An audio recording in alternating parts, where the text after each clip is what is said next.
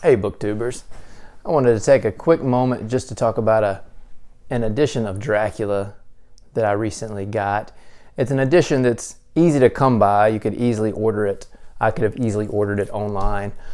But I kind of like the surprise of walking into a store and finding the edition you're looking for, as opposed to just putting it in a search engine and pulling it up and having it delivered.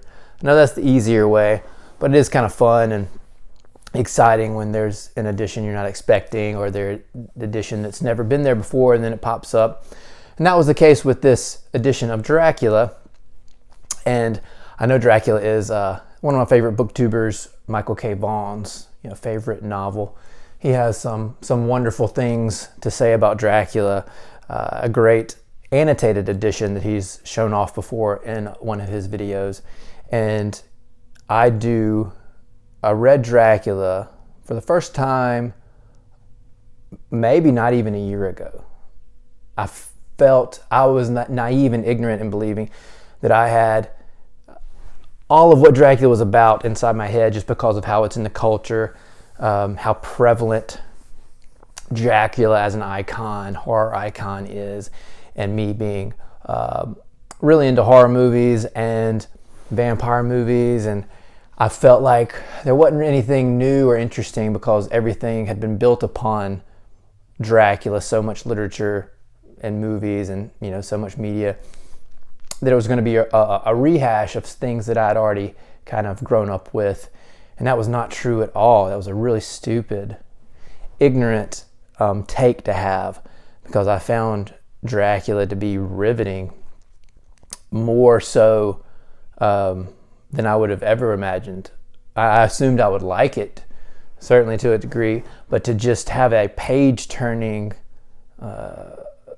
thriller, I really didn't expect that. And there's a lot there that's wonderful. The opening in and of itself, when Jonathan Harker is going in the Carpathian Mountains to Castle Dracula to meet Dracula, that whole opening, the first 40 pages, is just wonderful and sets the tone so beautifully.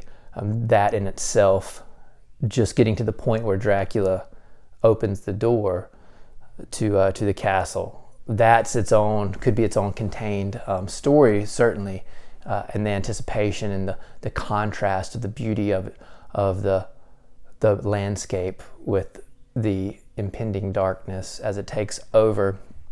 Super cool stuff. Anyway, I won't go into a whole detailed discussion of Dracula, for one, because my memory is short and I couldn't, and two, I might do another video of that because I am rereading, now that I've got this new edition. I'm going to reread Dracula, because the very first edition, which is a serviceable, I really like these Barnes & Noble editions because they're typically inexpensive and decent and pretty good quality. I have a ton of these books that have been battered and thrown around, and there's still no tears or breaks in them, unlike these penguin black spines, penguin crack spines, that will often become snapped as soon as you open past page 100.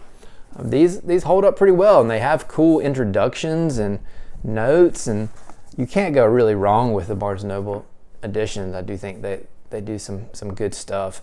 However, much again in the same vein, and thanks to Michael K. Vaughan, I'm starting to try to collect really nice editions, as I mentioned in past videos, of some of my favorite books. And I love the Penguin Deluxe editions of books. One of the coolest, I think, is Shirley Jackson, another amazing horror writer. If you haven't read Shirley Jackson, please pick up and just take a Saturday, and read one of the most amazing books by her. We Have Always Lived in the Castle.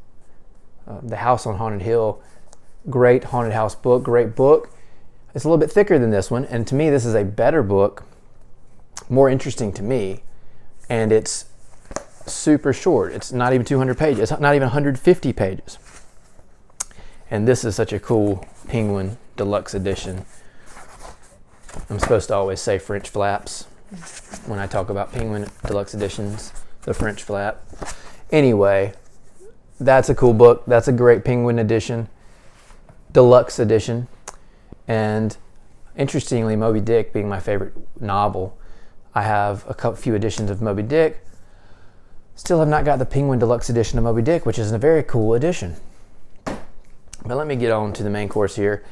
What I think is one of the coolest Penguin Deluxe editions out there, which with some amazing art by Ruben Toledo, this apparently renowned fashion illustrator, does some wonderful watercolor, pencil, ink. Oh.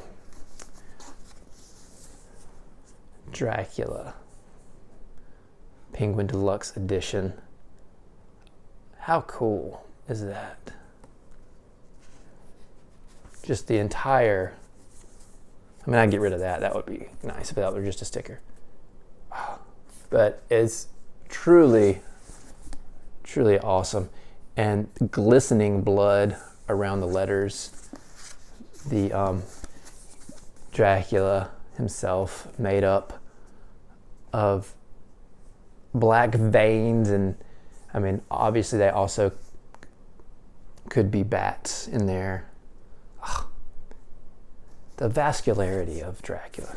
But it's just amazing. It's just an amazing, beautiful artwork.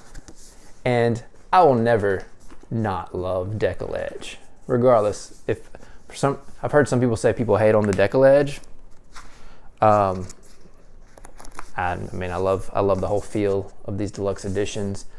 And when you buy a deluxe edition, or when you buy any edition that's super cool, you just want to read it again, read the book again. That's what I've started doing with this edition of Dracula. Probably the quickest turnaround in a while that I've had for a book rereading. And kind of ashamed of myself because of how much I forget, but it's also cool because I get to enjoy it again as if it's the first time. But it's very cool. I have literally just gotten to the point where the great door has swung back after Jonathan Harker has been delivered to Castle Dracula, possibly by Dracula himself. That's another story. So that is the Penguin Deluxe edition of Dracula. Super cool, and I'm super excited to reread because it's always better in a cool edition, no matter what. But hope everybody's reading something good. Talk to you soon.